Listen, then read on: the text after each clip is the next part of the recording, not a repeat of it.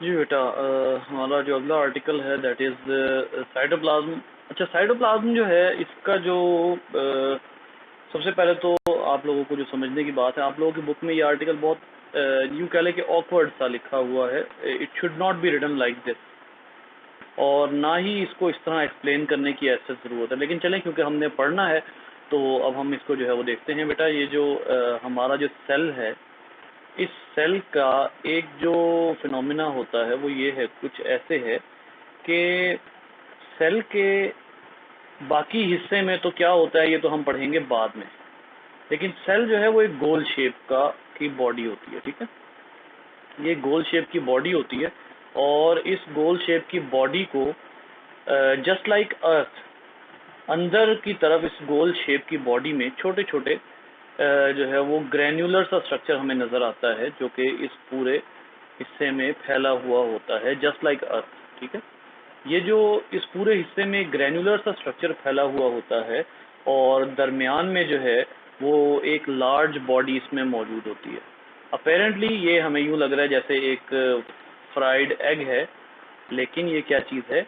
This is the cytoplasm, जिसको आप कहते हैं ग्राउंड सब्सटेंस।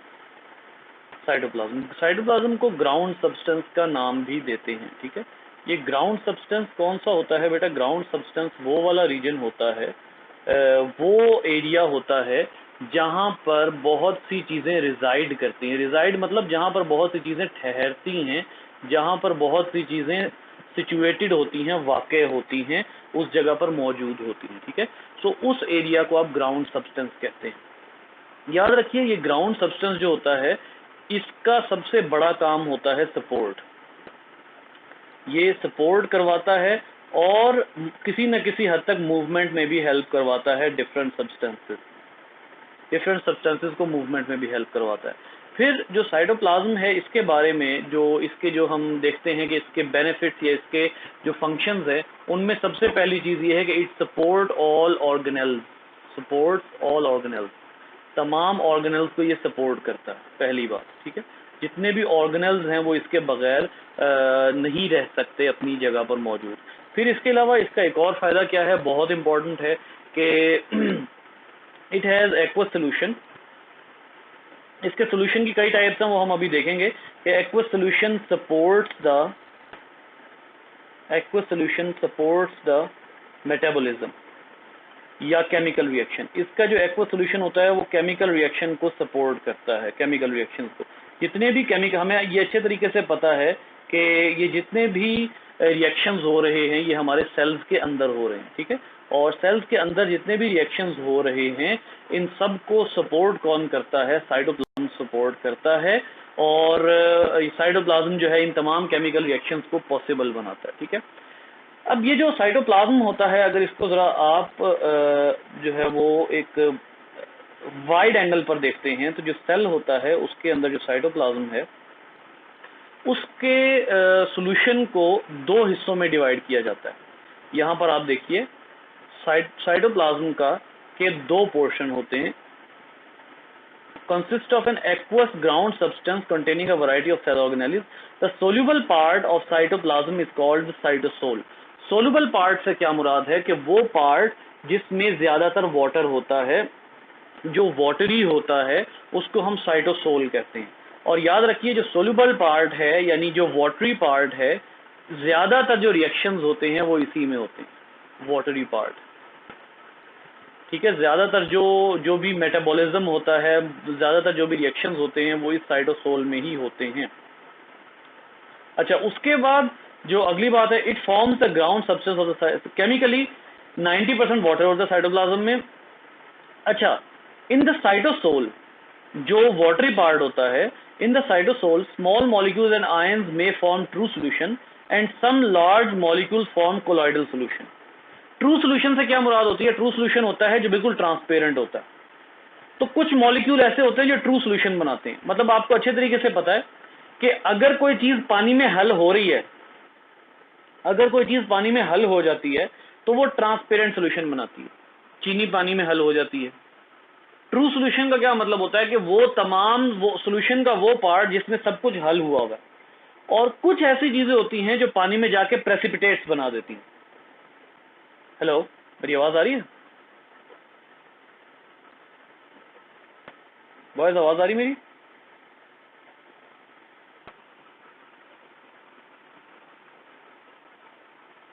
हेलो,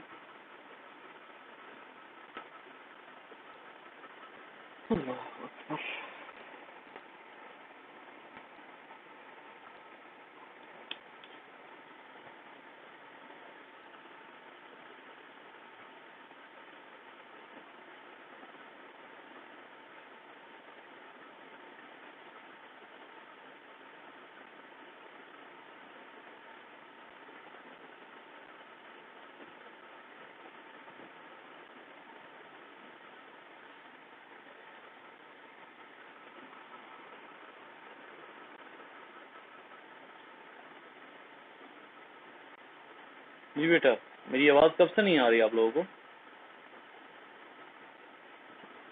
हाँ, कनेक्शन कब से? ये साइटोसोल वाली बात आपने सुनी, ट्रू सोल्यूशन वाली?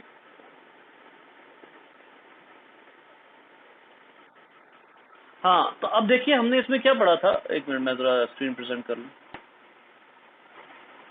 एकदम कनेक्शन लॉस्ट हो गया था, बस ये लाइट और बारिश का जो है ना नतीजे निकल रहे हैं यहाँ पे।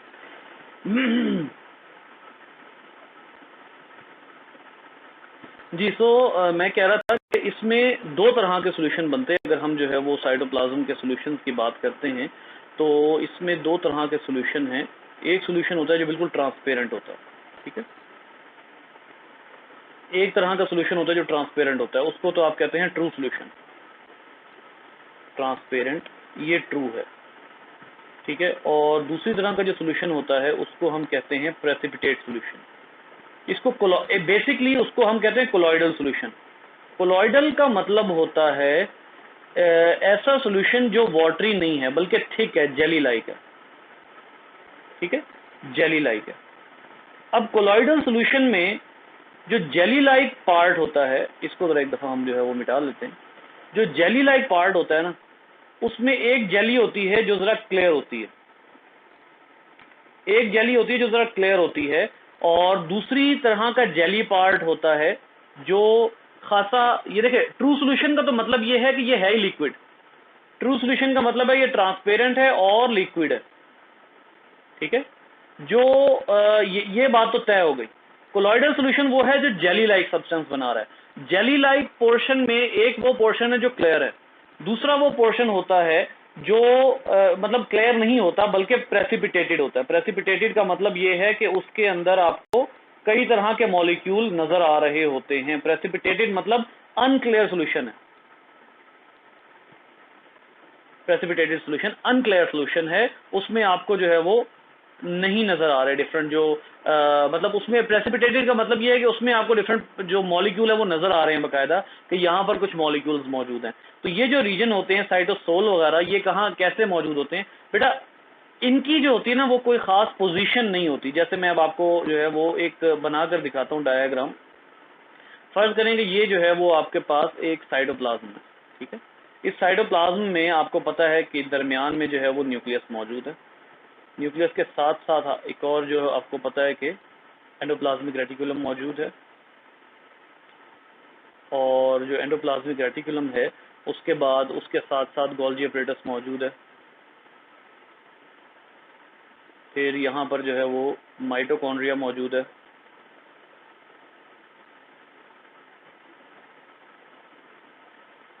माइटोकॉन्ड्रिया, उसके बाद यहाँ पे क्या मौजूद होगा? वैक्यूल्स बना लेते हैं, वो बना लेते हैं हम, वैक्यूल बना लेते हैं, ठीक है। यहाँ पर वैक्यूल है, लाइसोसोम वगैरह हैं वो मौजूद है, ठीक है। अब जो होता है ना ट्रू सोल्यूशन, वो तो साइटोप्लाज्म के दरमियान में मौजूद होता है, लेकिन उसके साथ साथ जो जो होता है ना वो जो जेली लाइक होता है, क्लियर जेली, वो होती है ऑर्गेनेल्स के इर्द गिर्द।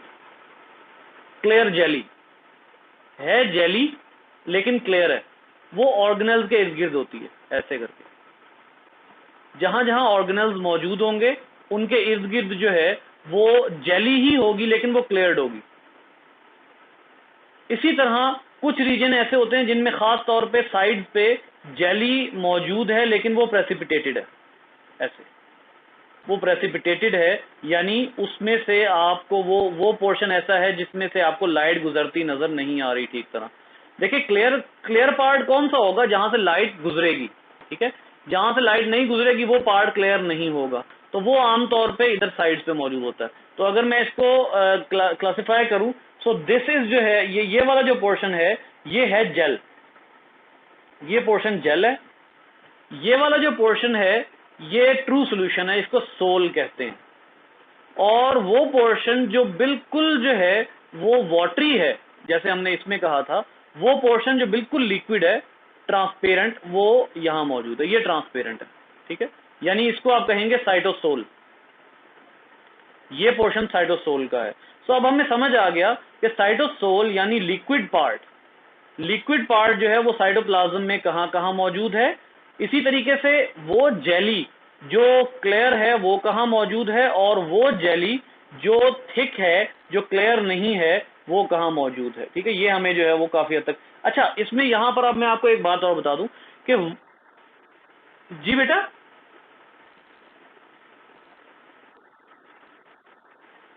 हाँ नहीं, असल में ना तीन तीन इसके आप कह लें कि आपको मेरी स्क्रीन नजर आ रही है ना?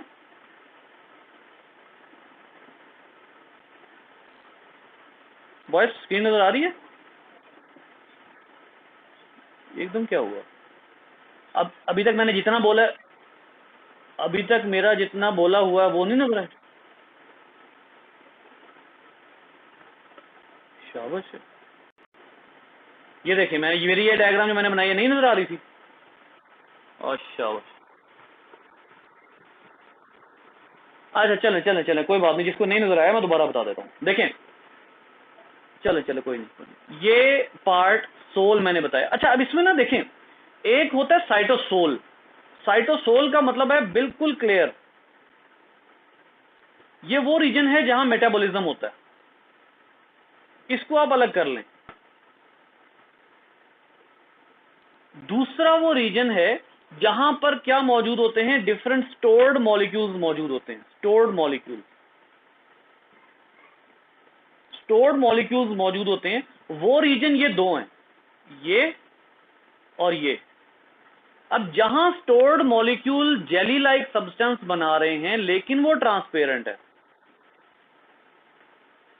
अब किसको नहीं हो रही हुसैफा? आपको? जी बेटा, और भी किसी का मसला है?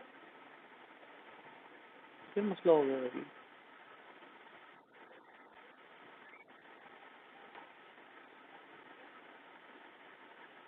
मेरा। अच्छा अच्छा, चले ठहर जाए वेट करें वेट करें।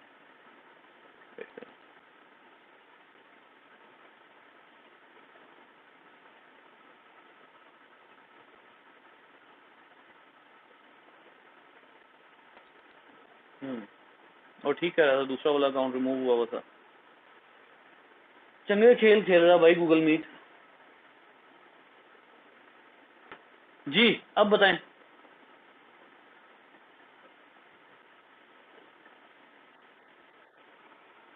शुक्र। अच्छा जी, मैं कह रहा था, तीसरी दफा बात को रिपीट कर रहा हूँ, ये वो रीजन है जहां पे जो बिल्कुल क्लियर है, बिल्कुल साफ है, ठीक है, वो रीजन जहां पर मेटाबॉलिज्म होना, इसको आप साइटोसोल कह रहे हो, ठीक है। उसके बाद कुछ ऐसे रीजन्स हैं जो जेली है, यहां पर इस जेली में क्या होता है, स्टोर होते हैं मॉलिक्यूल्स, इस जेली में मॉलिक्यूल स्टोर हुए होते हैं। उसके बाद जो स्टोर्ड मॉलिक्यूल्स हैं उनके दो रीजन्स होते हैं। इसीलिए मैंने आपको कहा कि एक सॉल्यूशन को तो आप कह लें क्लियर, दूसरे सॉल्यूशन को आप कहें जेली। जो जेली पार्ट है उसमें से एक पार्ट जो है वो जेली तो होता है लेकिन वो क्लियर होता है, उस जेली पार्ट को आप कहते हैं सोल। दूसरा पार्ट जो जेली पार्ट है वो होता है थिक, और उसमें प्रेसिपिटेट्स बने हुए होते हैं, उसमें प्रेसिपिटेट्स बने हुए होते हैं। तो वो जो थिक जेली पार्ट होता है उसको आप कहते हैं जेल, ठीक है। अब आपको यहाँ नजर आ रहा है ये साइटोसोल है, यानी बिल्कुल क्लियर सोल्यूशन है जहां मेटाबॉलिज्म होना है। ये वो रीजन है जो है थिक लेकिन वो है सोल है, मतलब ये क्लियर है।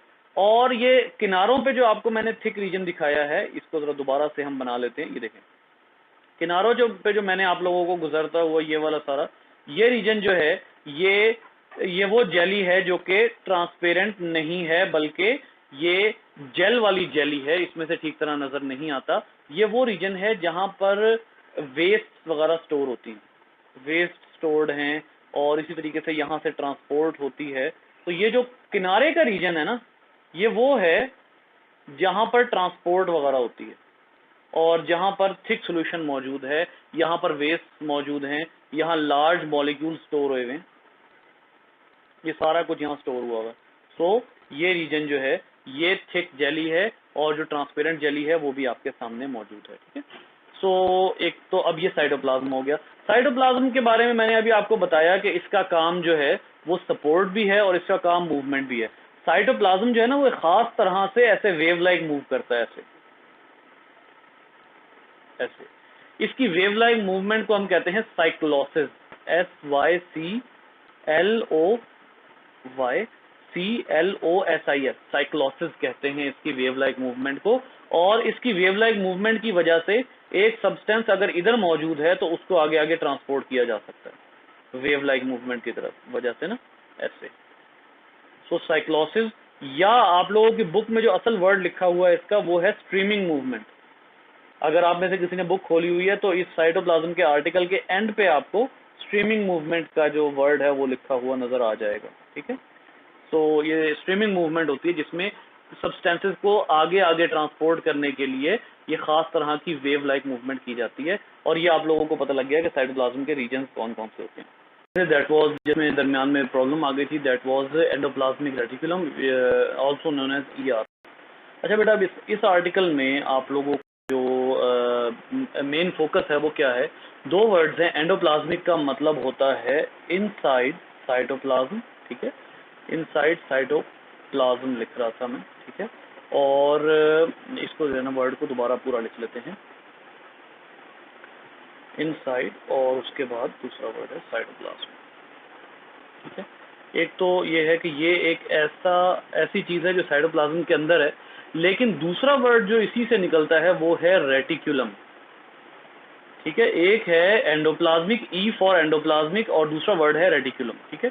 अब इसका क्या, ये एक, इसको हम कहते हैं रेटिकुलेट पैटर्न, यानी कि ये एक जस्ट लाइक अ पाइपिंग सिस्टम जो है वो मौजूद है साइटोप्लाज्म के अंदर, ठीक है।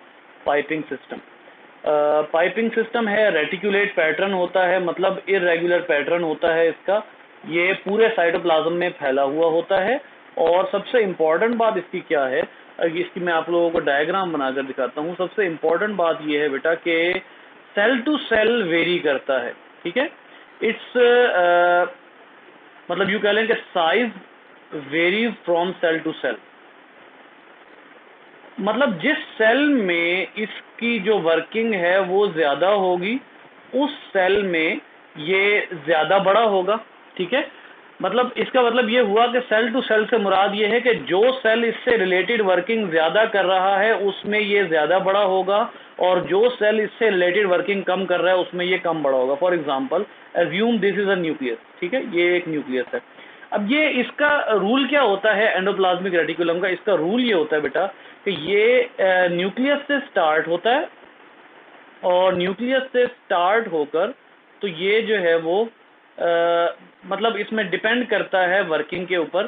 समटाइम ऐसा होता है कि ये सेल के दरमियान में आकर रुक जाता है, ठीक है, सेल के दरमियान में आकर रुक जाता है। और सम टाइम ऐसा होता है कि ये सेल और ये न्यूक्लियस और प्लाज्मा मेम्ब्रेन के दरमियान का सारा रीजन ऑक्यूपाई कर रहा होता है।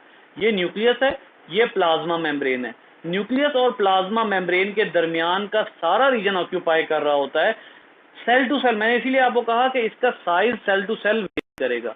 जब एक सेल में डिमांड कम होगी तो इसका साइज छोटा होगा, और जिस सेल में इसकी डिमांड ज्यादा होगी तो हो सकता है कि इसकी वर्किंग इतनी एक्सटेंसिव हो कि ये न्यूक्लियस की बाउंड्री से शुरू हो।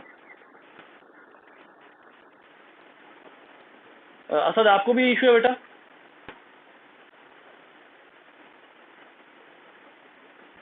असद, आपको आवाज और स्क्रीन आ रही है? नहीं, आप सही नहीं आ रही, स्क्रीन भी नहीं आ रही।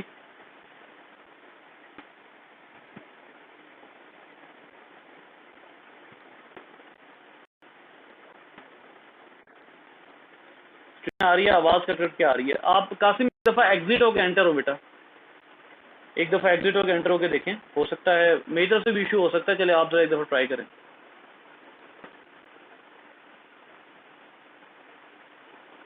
अब इसमें देखिए कि ये इसके, मैंने अभी क्या कहा कि ये इसके दरमियान में हो सकता है, ठीक है, पूरा एरिया कवर कर सकता है। अच्छा, उसके बाद फिर इसके दो रीजन्स होते हैं। अब इसको जो है वो हम जरा मजीद तरीके से समझते हैं जूम करके। ये जो एंडोप्लाज्मिक रेटिकुलम होता है, इसके दो रीजन्स होते हैं। एक इसका वो हिस्सा होता है जिस पे छोटे छोटे ग्रेन्यूल्स हमें नजर आते हैं माइक्रोस्कोप के नीचे, ठीक है। और अगर हम इसको इलेक्ट्रॉन माइक्रोस्कोप से या ज़रा ज़्यादा हाई मैग्नीफिकेशन पे देखें तो हमें पता ये लगता है कि वो रीजन जो जिस पे क्या मौजूद है, ये छोटे छोटे ग्रेन्यूल्स मौजूद हैं, इस रीजन को हम कहते हैं रफ एंडोप्लाज्मिक रेटिकुलम, RER भी कहते हैं इसको, रफ एंडोप्लाज्मिक रेटिकुलम। और वो रीजन जिस पे ये स्पॉट्स नहीं होते, वो रीजन जिस पे ये स्पॉट्स नहीं होते उसको क्या कहते हैं? फॉर एग्जांपल इतना हिस्सा जिस पे ये स्पॉट्स नहीं है उसको हम कहते हैं स्मूथ एंडोप्लाज्मिक रेटिकुलम, SER। याद रखिए बच्चे, स्मूथ एंडोप्लाज्मिक रेटिकुलम और रफ एंडोप्लाज्मिक रेटिकुलम, इन दोनों का फंक्शन अलग अलग होता है, ठीक है। इन दोनों का फंक्शन सेपरेट होता है, तो इन दोनों के फंक्शन को अभी हम डिस्कस करते हैं। For example rough endoplasmic reticulum जो है, इसका फंक्शन होता है प्रोटीन सिंथेसिस। ये रफ क्यों होता है जी बेटा? इसका आंसर कीजिएगा, ये रफ क्यों होता है? और मैं अभी थोड़ी पहले बता भी, जी, इसके ऊपर राइबोसोम्स मौजूद होते हैं। इसके ऊपर राइबोसोम्स है, इसका मतलब है ये रफ है। और राइबोसोम की वजह से रफ है, और राइबोसोम ही, हम सेकंड चैप्टर में भी पढ़ चुके हैं कि राइबोसोम ही प्रोटीन सिंथेसिस करते हैं। तो रफ एंडोप्लाज्मिक रेटिकुलम का पर्पस सिर्फ और सिर्फ प्रोटीन सिंथेसिस होता है, अकॉर्डिंग टू योर बुक, ठीक है। हाँ, स्मूथ एंडोप्लाज्मिक रेटिकुलम जिसके ऊपर राइबोसोम नहीं होते, इसके क्या फंक्शन होते हैं जी, एक एक करके देखते हैं। इसका काम जो है वो डिटॉक्सिफिकेशन भी होता है। इस वजह से लिवर में ये बहुत ज्यादा होता है एंडोप्लाज्मिक रेटिकुलम, क्योंकि लिवर का मेन काम डिटॉक्सिफिकेशन भी होता है। और भी काम होते हैं लेकिन डिटॉक्सिफिकेशन भी होता है लिवर का काम। तो इस वजह से लिवर में एंडोप्लाज्मिक रेटिकुलम काफी ज्यादा होता है, ठीक है। इसी तरह से ये जो नर्व इंपल्स होती है ना, नर्व, हमारे जो न्यूरॉन के अंदर करंट दौड़ रहा होता है, उसमें भी इसका बहुत ज्यादा रोल होता है। तो इसका मतलब है ये हमारे न्यूरॉन के सेल्स में भी मौजूद होता है, ठीक है। इसी तरह से हमारी मसल कॉन्ट्रैक्शन, उसमें भी इसका बहुत ज्यादा काम होता है। तो इसका क्या मतलब हुआ कि ये कौन से मसल्स में मौजूद होगा, ये कौन से सेल्स में मौजूद होगा, ये मसल सेल्स में भी मौजूद होगा, ठीक हो गया। अच्छा, उसके बाद आ जाइए, एक मिनट जी, मसल सेल। उसके बाद आ जाइए, ये लिपिड मेटाबॉलिज्म भी करता है। इस लिहाज से फिर वंस अगेन लिवर की बारी है, क्योंकि लिपिड मेटाबॉलिज्म जो है वो किस में आता है? वो लिवर करता है, ठीक है। तो ये इस लिहाज से आप अगर देखते हैं तो ये लिवर के सेल्स में ज्यादा होगा। याद रखिए कि जहां जहां इसकी वर्किंग इजाफी है, ज्यादा है, वहां वहां ये बड़ी तादाद में होगा। और मैंने आपको बताया कि ये न्यूक्लियस और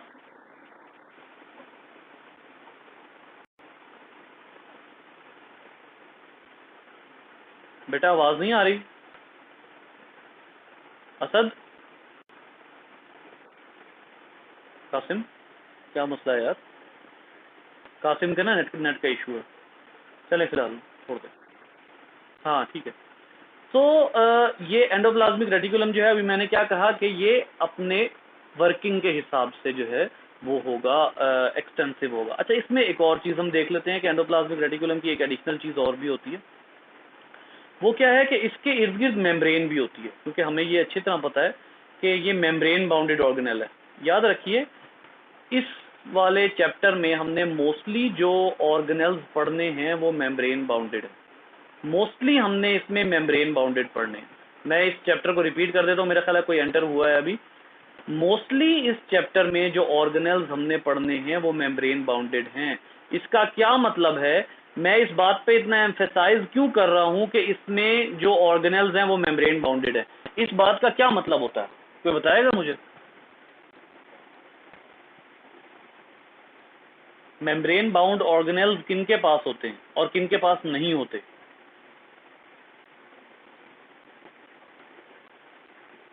जी कासिम, आवाज आ रही है आपको?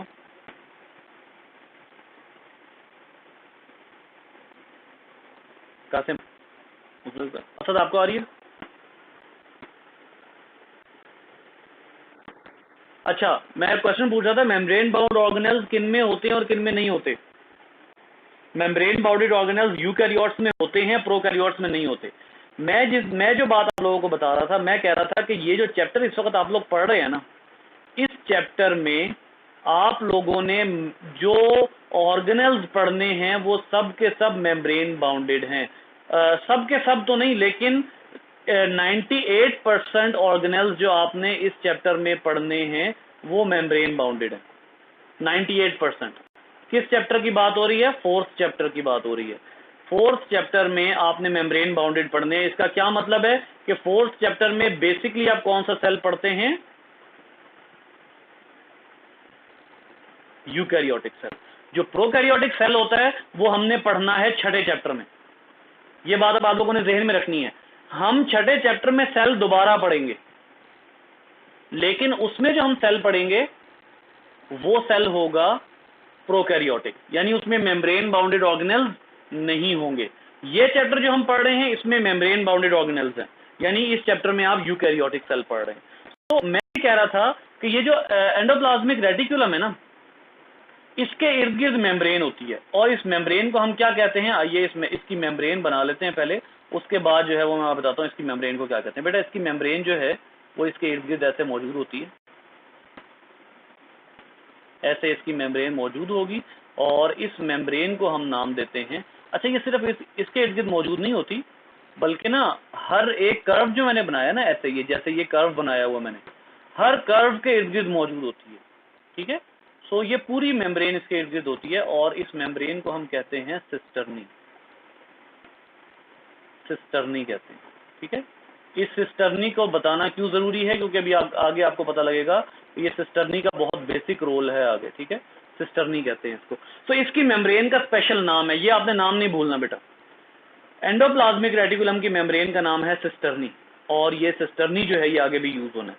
अच्छा जी, स्मूथ एंडोप्लाज्मिक रेटिकुलम के काफी ज्यादा कामों में एक काम बताना मैं भूल गया, और वो काम क्या है? वो काम है पैकेजिंग। ये पैक करती है बहुत सी प्रोटीन्स को। इसका काम बहुत सारे वर्किंग में एक पैकेजिंग भी होता है, और ये पैकेज करके किसके पास सारे सब्सटेंस भेज देती है? गोल्जी के पास। ठीक है, इसका मतलब क्या हुआ? आप लोगों को मैंने चले अभी फिलहाल उस गुफ्तगू को छोड़ दें। ये सब्सटेंसेस को पैक करके गोल्जी के पास भी भेजती है और बाकी सेल में भी भेज देती है। ठीक है, तो इसका काम जो है वो बहुत ज्यादा क्या है? मेटाबॉलिज्म इसका काम है। जिस तरह मैंने अभी आपको बताया, लिपिड मेटाबॉलिज्म इसका काम होता है। तो ये काफी ज्यादा सब्सटेंसेस को पैक करके आगे आगे भेजती रहती है। तो ये जो है वो it is all about endoplasmic reticulum. ठीक है, अच्छा, उसके बाद एंडोप्लाज्मिक रेटिकुलम के बाद आप लोगों की बुक में और कौन सा ऑर्गेनेल है? It is ribosome. ये एंडोप्लाज्मिक रेटिकुलम है बेटा, याद रखिएगा। मैं आप लोगों को ये बात जो है वो बता रहा हूं, और ये रिकॉर्डेड लेक्चर में मौजूद होगी कि आप लोगों ने किसी की पिंक डिस्क्रिप्शन नहीं छोड़नी। Rough endoplasmic reticulum is marked by the presence of ribosome attached to the membrane of endoplasmic reticulum. Protein synthesized on ribosome are pushed into channels of endoplasmic reticulum। ये सारा का सारा आपने जो है ये साथ लिखना होता है। आपने ये पिंक डिस्क्रिप्शन आर्टिकल में साथ लिखनी होगी। ठीक है, तो ये जो है वो, अच्छा, इसके बाद आ जाता है राइबोसोम। चलें, मैं जो है वो, मेरा ख्याल है जो मेरा टोटल 40 मिनट का लेक्चर होता है, जो साइटोप्लाज्म हमने पहले पढ़ लिया ना, पहले कुछ मिनट में साइटोप्लाज्म पढ़ लिया, अब ये पढ़ लिया। तो चलें, अभी इस वक्त फिलहाल जो है वो इसको यहीं छोड़ देते हैं। इसके बाद जो है वो इंशाल्लाह कल आगे जो है वो इसको कंटिन्यू करेंगे। ठीक है, ठीक है, आप भी जा सकते हैं।